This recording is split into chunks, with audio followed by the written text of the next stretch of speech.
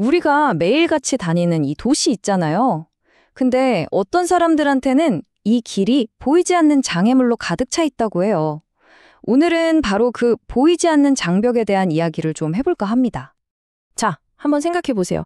콘서트나 경기장에 갔을 때 내 자리를 어떻게 찾으세요? 아마 대부분 좌석 배치도 보고 찾아가시겠죠? 너무 당연한 거잖아요. 근데요, 만약에 이 당연한 과정이 누군가에게는 넘을 수 없는 첫 번째 벽이 된다면 어떨까요?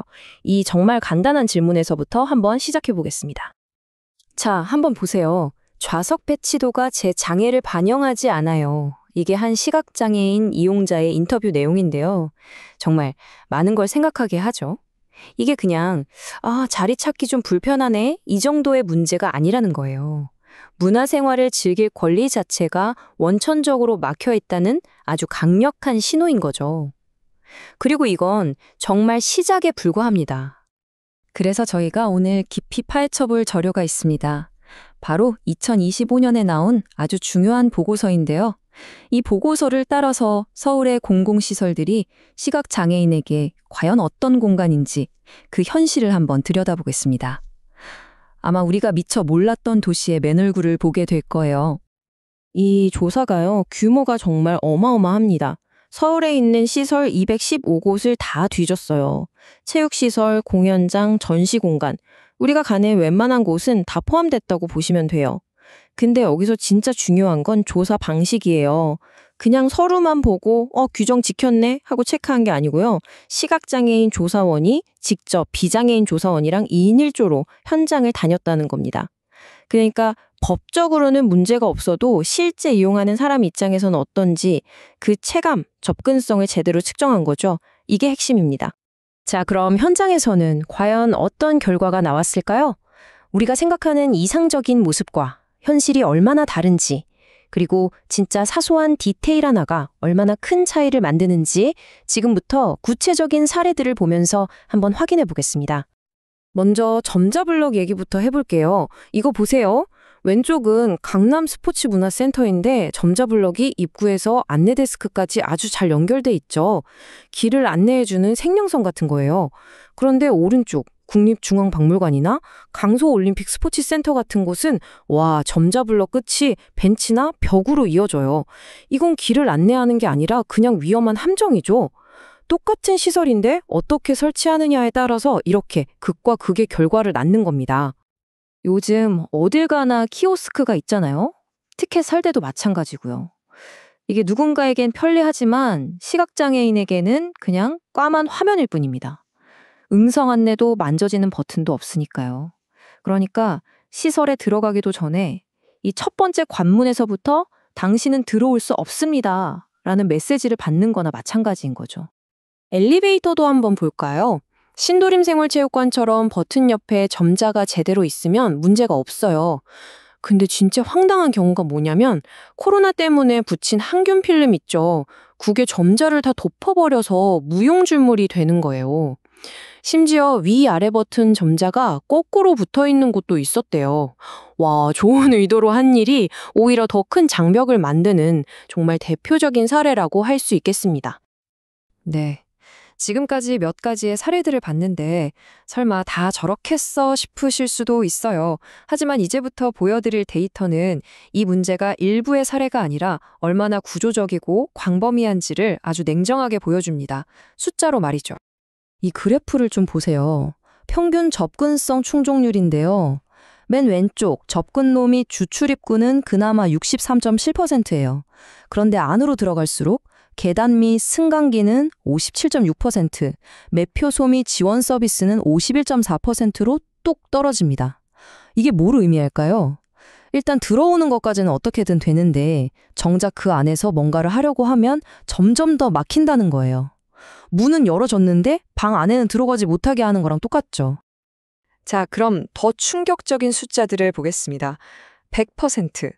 이게 무슨 숫자냐면요. 조사한 모든 전시관, 그러니까 박물관, 미술관에서 시각장애인을 위한 음성 안내나 키오스크가 단 한 군데도 없었다는 비율입니다.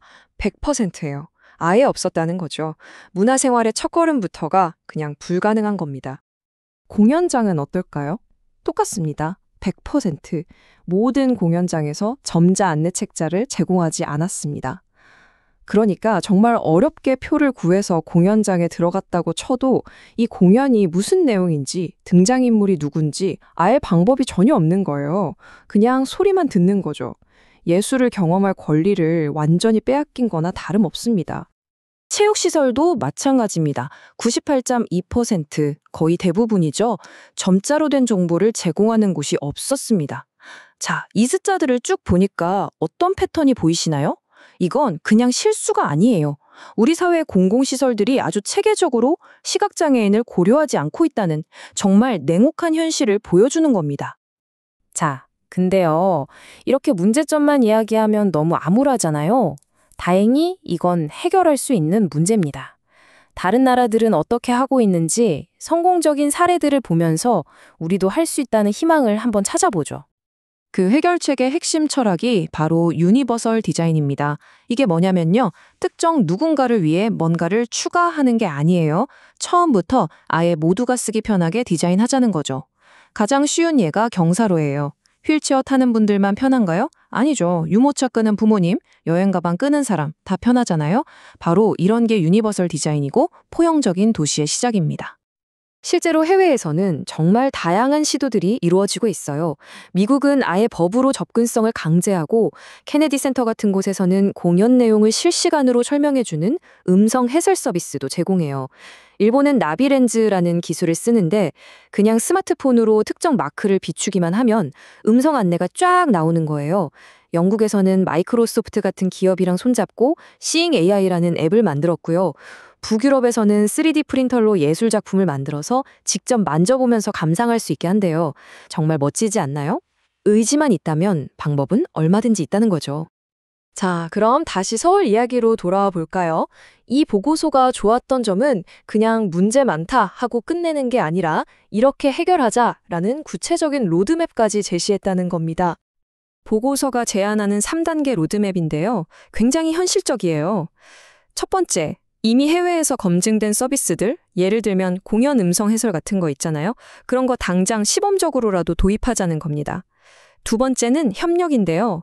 네이버나 카카오 같은 IT 기업, 건설사, 장애인 단체들이 다 같이 참여하는 서울 접근성 기금 같은 걸 만들자는 거예요. 혼자서는 힘드니까요.